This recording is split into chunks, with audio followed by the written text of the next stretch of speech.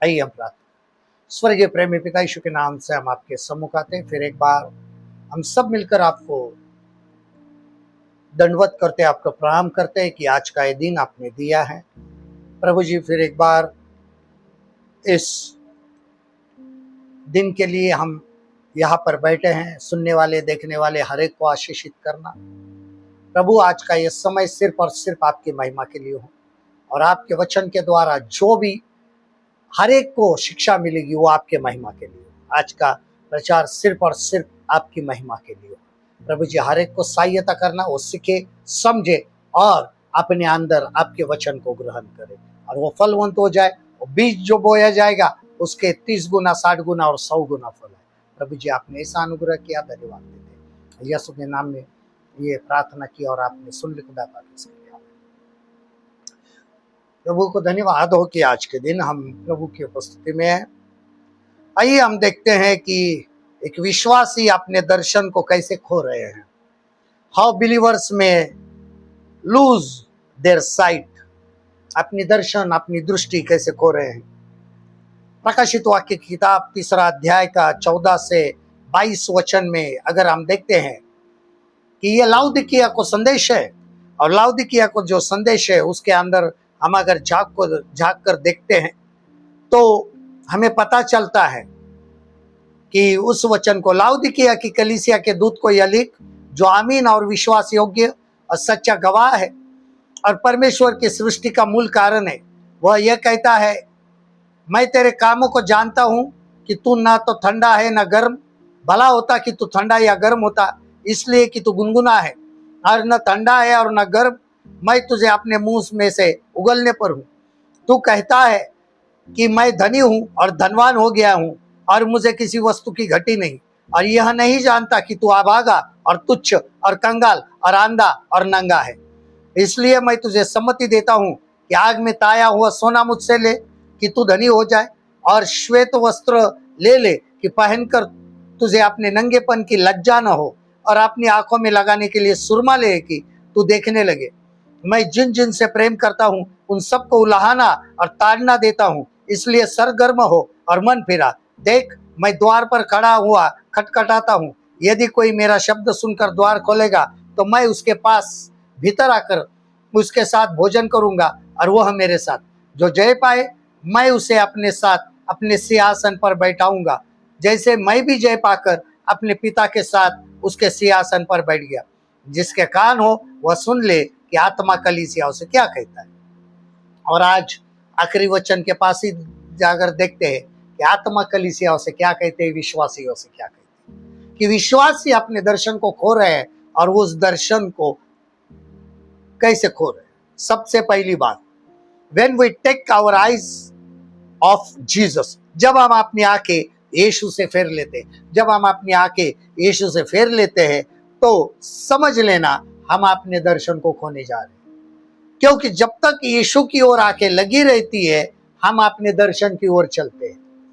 यीशु की ओर से आंख निकलने का मतलब ही होता है कि हमें जो दर्शन दिया है प्रभु ने उसको हम खोने जा रहे हैं। देखिए इब्रानियों की पत्री 12 अध्याय 1 और 2, इस कारण जबकि गवाहों का ऐसा बड़ा बादल हमको घेरे हुए, तो आओ हर एक रोकने वाली वस्तु और उलझाने वाले पाप को दूर करके वह दौड़ जिसमें हमें दौड़ना है, धीरज से दौड़े, और विश्वास सिद्ध करने वाले यीशु की ओर ताकते रहे, जिससे उस आनंद के लिए जो उसके आगे धरा था, लज्जा की तो चिंता न करते हुए क्रूस का दुख सहा और परमेश्वर के सिंहासन की दाहिनी ओर जा बैठा। और जब हमने यहाँ पर देखते कि हम जब यीशु के पास देखते हैं, हर एक विश्वासी जब यीशु मसीह के पास देखता है तो उसको लज्जा नहीं होनी चाहिए। लोग कुछ भी कहे, लज्जा नहीं होनी चाहिए। लोग कितनी भी हमें सताओ दे, हमें लज्जा नहीं होनी चाहिए। मैं मसीह हूं ये कहने की तो बिल्कुल लज्जा नहीं होनी चाहिए। मसीह से आंख फेर लेने का मतलब होता है कि मैं मसीह नहीं। जब हम अपने आप को विश्वासी कहते हैं तो आगे होता है मैं मसीह विश्वासी हूं। और लोग आराम के साथ कहते हैं हम मसीह नहीं, हम विश्वासी है। क्या मतलब है? इसका मतलब है हमने यीशु से आंखें फेर ली। हम नहीं जानते ऐसा होता है वहां। पतरस ने फेर ली थी, मैं नहीं जानता हूं। इसका नतीजा, उसका विजन, उसका दर्शन वहां पे क्या हो गया था? खो गया था।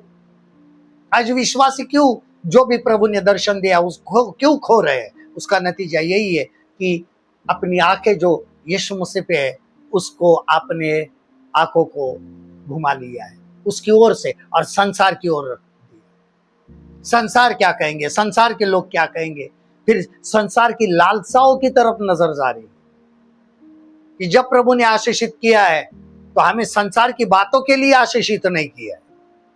आज जब हम आशीषित हो जाते तो संसार की वस्तुओं की तरफ हमारा ध्यान जाता है। आज संसार की वस्तुओं की तरफ ध्यान गया तो समझ लेना हमने जो विजन है, जो दर्शन है प्रभु का, वो खो दिया है। सांसारिक बातें प्रभु के दर्शन को मिटा डालती है। इसके लिए हमारी आंखें प्रभु की ओर लगी रहना बहुत जरूरी हो जाता है। दूसरी बात होती है कि when we look back to our unsaved habit or to past blessing, जब हम पीछे देखते हैं हमारी पुरानी उद्धार न पाई हुई आदतों या पीछे की भूतकालीन आशीषें जो है वहां पे देखते। देखिए लूका की रचित सुसमाचार, लूका की किताब, इसका 9वां अध्याय और 57 से लेके 62 वचन तक हम देखते हैं। Look chapter 9 verse 57 to 62। जब हम यहाँ पर देखते हैं हमें पता चलता है कि यहाँ पे क्या लिखा है कि देखो, जब ये मार्ग में जा रहे हैं तो किसी ने उससे कहा, जहां जहां तू जाएगा मैं तेरे पीछे हो लूंगा। यीशु ने उससे कहा, लोमड़ियों के भट्ट और आकाश के पक्षियों के बसेरे होते, पर मनुष्य के पुत्र को सिर धरने की जगह नहीं है। उसने दूर से कहा मेरे पीछे, दूसरे से कहा मेरे पीछे हो ले। उसने कहा हे प्रभु मुझे पहले जाने दे कि अपने पिता को गाड़ दूं। उसने उससे कहा मरे हुओं को अपने मुर्दे गाड़ने दे, पर तू जाकर परमेश्वर के राज्य की कथा सुना। एक और ने कहा हे प्रभु मैं तेरे पीछे हो लूंगा, पर पहले मुझे जाने दे कि अपने घर के लोगों से विदा लो। यीशु ने उससे कहा जो कोई अपना हाथ हल पर रखकर पीछे देखता है वह परमेश्वर के राज्य के योग्य नहीं। अपनी पिछली आशीष देख रहा है, जा रहा है आगे, लेकिन हमारी पुरानी उद्धार न पाई हुई आदतें हमें कभी कभी पीछे खींचती। अरे जब वो था तो अच्छा था।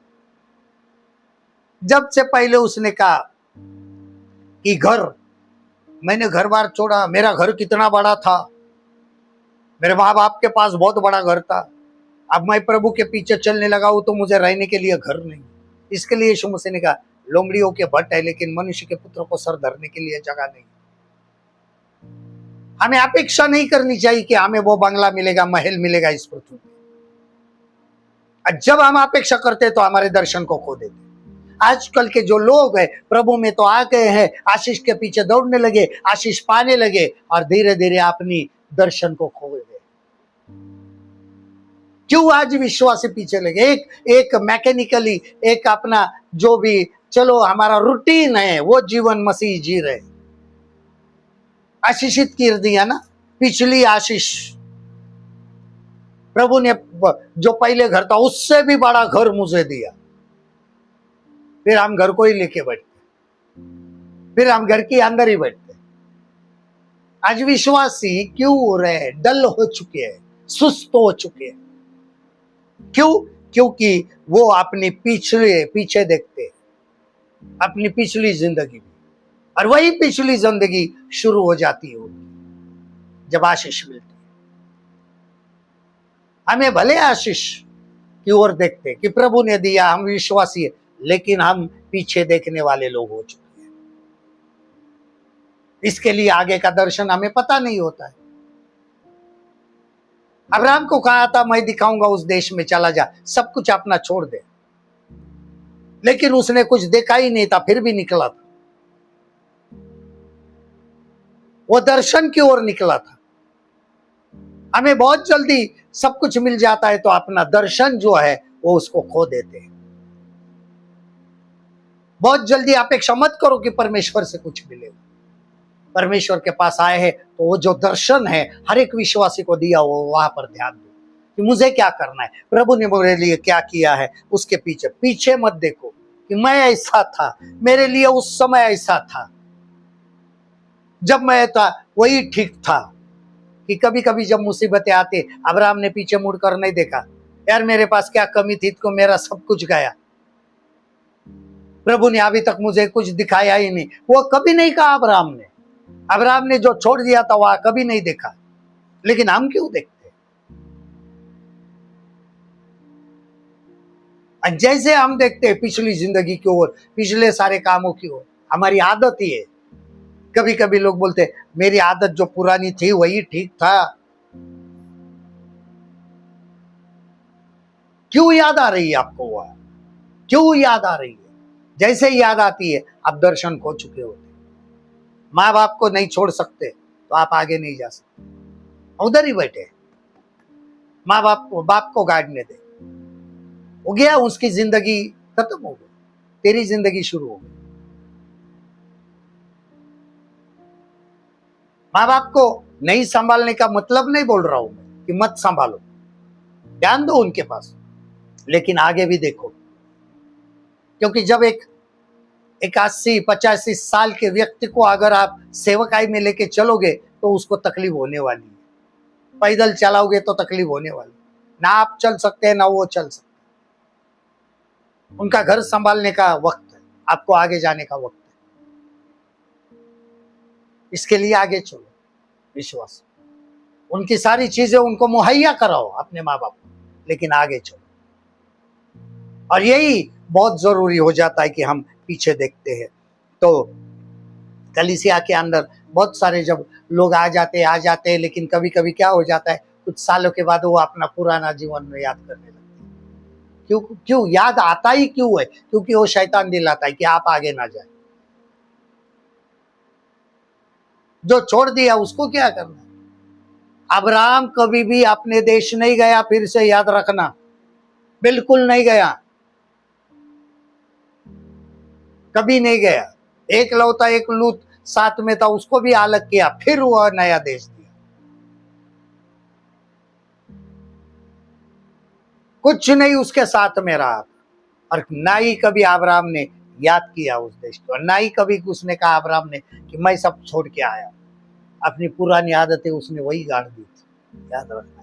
उसके बाद number 3, when we start looking around the others, जब हम दूसरों को देखना शुरू करते हैं। यूहन्ना 21:15 से 19, जॉन चैप्टर 21 वर्स 15 to 19। और जब हम इस वचन की ओर देखते हैं, 15 अध्याय बहुत अच्छा है, 15 से 19 जब हम देखते हैं, अब से मैं तुम्हें दास न कहूंगा, क्योंकि दास नहीं जानता कि तू उसका स्वामी क्या करता है। सॉरी, क्षमा करना, यूहन्ना 21:15 से 19, क्षमा करना। भोजन करने के बाद यीशु ने शमौन पतरस से कहा, ऐ शमौन, यूहन्ना के पुत्र, क्या तू इनसे बढ़कर मुझसे प्रेम करता है? उसने उससे कहा, हाँ प्रभु, तू जानता है मैं तुझसे प्रीति रखता हूं। उसने उससे कहा, तेरे मेमने को चरा। उसने फिर दूसरी बार उससे कहा, ऐ शमौन, यूहन्ना के पुत्र, क्या तू मुझसे प्रेम रखता है? उसने उससे कहा, हाँ प्रभु, तू जानता है कि मैं तुझसे प्रीति रखता हूँ। उसने उससे कहा, मेरी भेड़ों की रखवाली कर। उसने तीसरी बार उससे कहा, ऐ शमौन, यूहन्ना के पुत्र, क्या तू मुझसे प्रीति रखता है? पतरस उदास हुआ कि उसने उससे तीसरी बार ऐसा कहा, क्या तू मुझसे प्रीति रखता है? तो उससे कहा, हे प्रभु, तू तो सब कुछ जानता है, तू यह जानता है कि मैं तुझसे प्रीति रखता हूँ। यीशु ने उससे कहा, मेरी भेड़ों को चरा।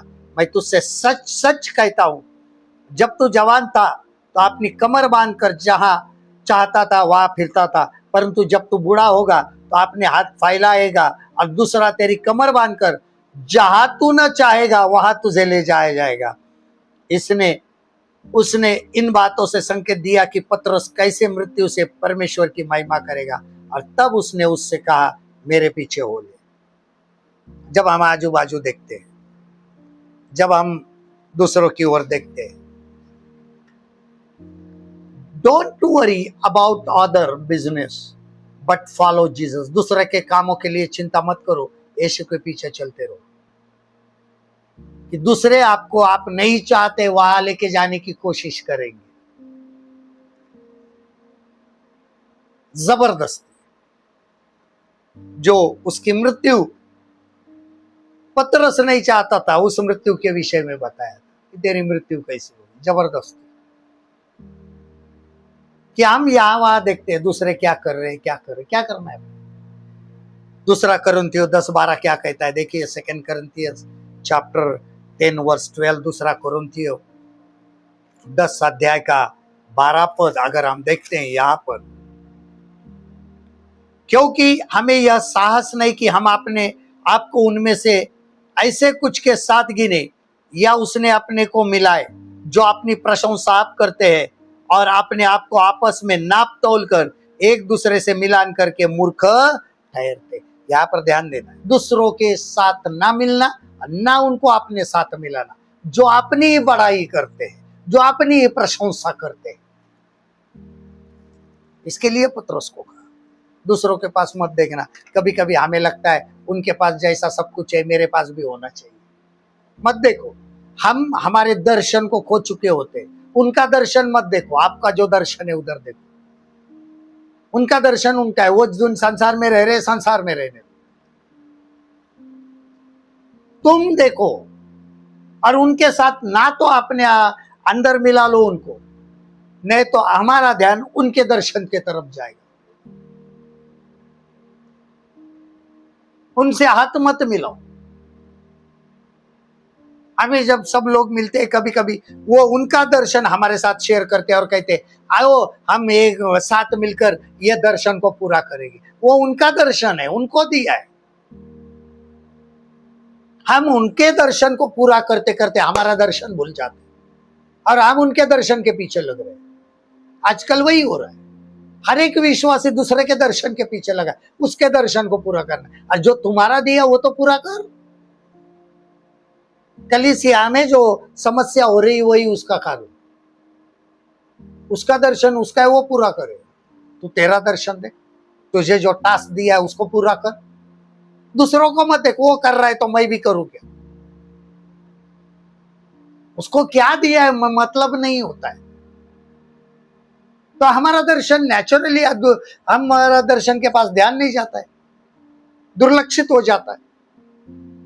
हम दूसरे के दर्शन को पूरा करने की कोशिश करते। लोग आके बोलते यार मुझे ये प्रभु ने बताया, चलो हम प्रार्थना करेंगे, चलो हम मिलकर प्रार्थना, हमारे दर्शन के लिए प्रार्थना करोगे।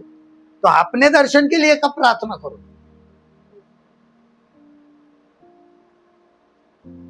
तो हमारा दर्शन वही हो रहा है। इसके लिए हर एक विश्वासी अपने दर्शन को खोले। कलीसिया में यही प्रॉब्लम है, अपने कलीसिया के लिए प्रार्थना नहीं करो, लेकिन दूसरे कलीसिया के दर्शन के लिए प्रार्थना करो। अपने कलीसिया का दर्शन का क्या है? जो आपके पासवान है उन्होंने आपको जमा किया है ताकि आओ हम कलीसिया, उनका दर्शन है, चलो हम चलो चालू करो। आपको सेवकाई यही दी है कि उस कलीसिया में रहकर उस दर्शन के लिए प्रार्थना। हमारे पास कोई आ जाता है, अरे प्रभु ने मुझे ये बताया, ठीक है ना, करते हैं प्रार्थना करते हैं, लेकिन उनके दर्शन के पीछे मत भागो, उनके दर्शन की ओर मत देखो। फिर वो अपना सब कुछ हम अपना छोड़ते हैं, वो मीटिंग रखते हैं, मुझे ये दर्शन दिया है चलो हम मीटिंग रखेंगे।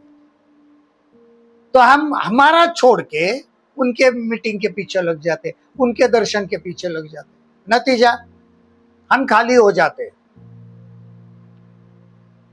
उनका दर्शन पूरा होते जा रहा, हम क्या कर रहे हैं? हमारे दर्शन को क्या दिखाएंगे मुंह हमारे परमेश्वर को कि तुझे जो काम दिया था क्या हुआ?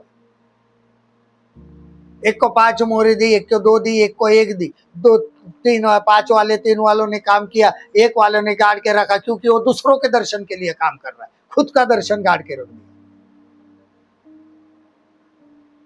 फिर प्रभु वो दर्शन निकाल के दूसरों को दे देते।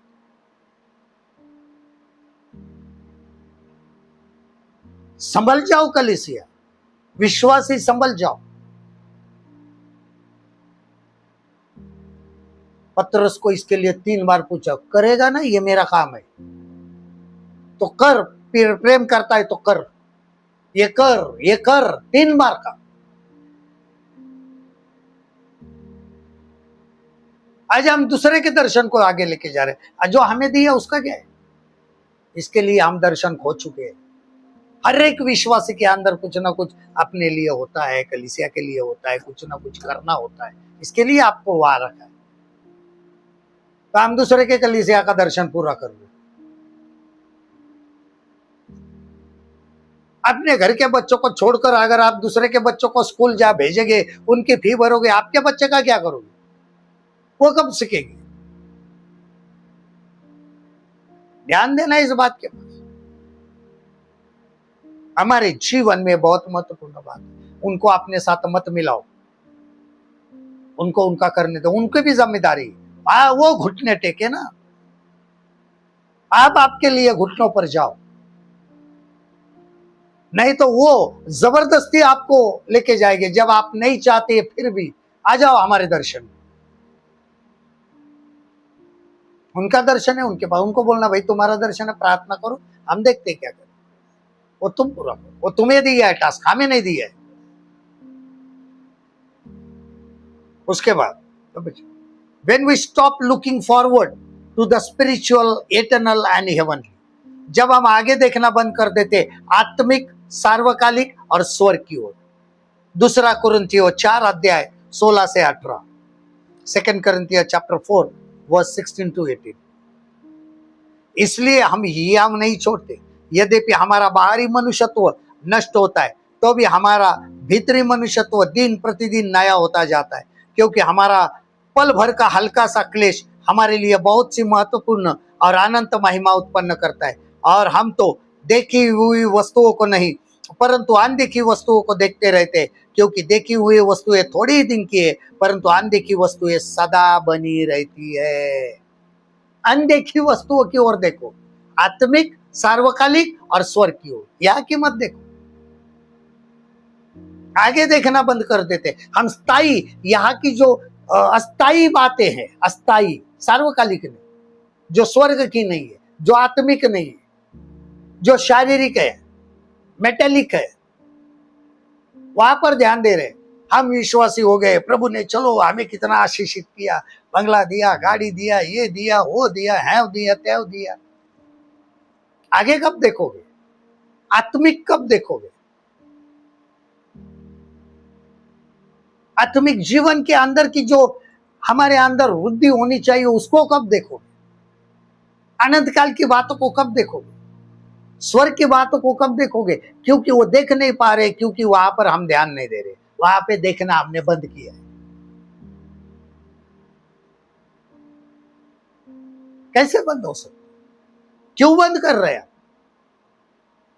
इसके लिए जो दिखाए देखी हुई वस्तुओं को नहीं परंतु अनदेखी वस्तुओं को देखते रहते, क्योंकि देखी हुई वस्तुएं थोड़े ही दिन की है परंतु अनदेखी वस्तुएं सदा बनी रहती। हम उन्हीं को देखते हैं जो थोड़े दिन की है, नहीं आज है तो कल नहीं, उसी को देखते, लेकिन उसको नहीं देखते जो हमेशा बनी रहती। दर्शन खो रहे क्योंकि हम यहाँ के दर्शन, पृथ्वी का, हमें प्रभु का काम करना।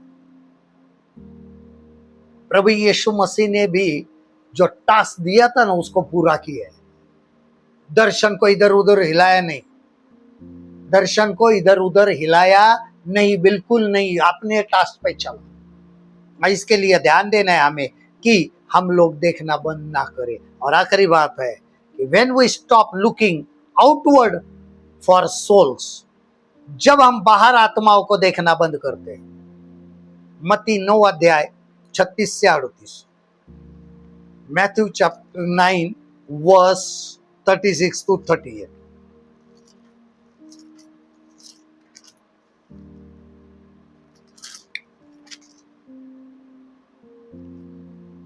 देखिए क्या कहता है।